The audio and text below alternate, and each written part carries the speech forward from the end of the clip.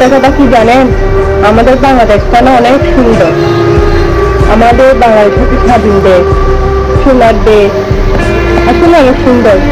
যে দেশের মধ্যে বৌদ্ধ বিহার, বৌদ্ধদের উপর অত্যাচার, হিন্দুদের মন্দির, পাহাড়িদের ঘর বাড়ি, বৌদ্ধদের ঘর বাড়ি সবকিছু পুড়িয়ে দেওয়া হয়। এটা হচ্ছে আমাদের সোনার বাংলাদেশ।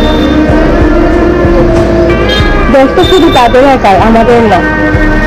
আমরা জন্ম নিয়ে ভুল করেছি, ধর্মবাদে করতে করতে তারা এটা ভুলে গেছে আমরা মানুষ।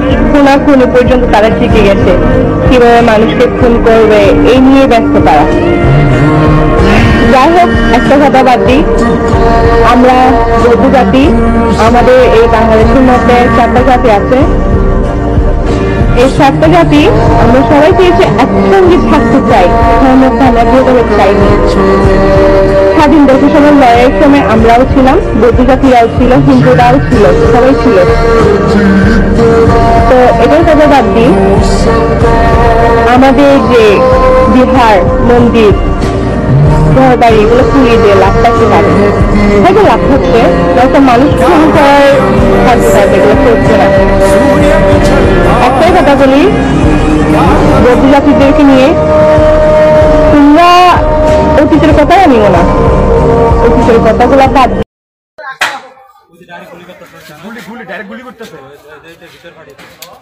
এই দেখেন গুলি করছে, এই দেখেন গুলি করতেছে, এই দেখেন গুলি করতেছে, এই দেখেন গুলি করতেছে।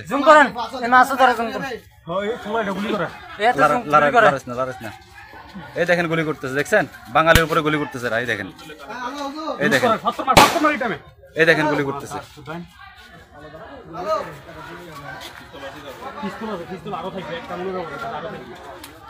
এই দেখেন গুলি করতেছে বাঙালির উপরে।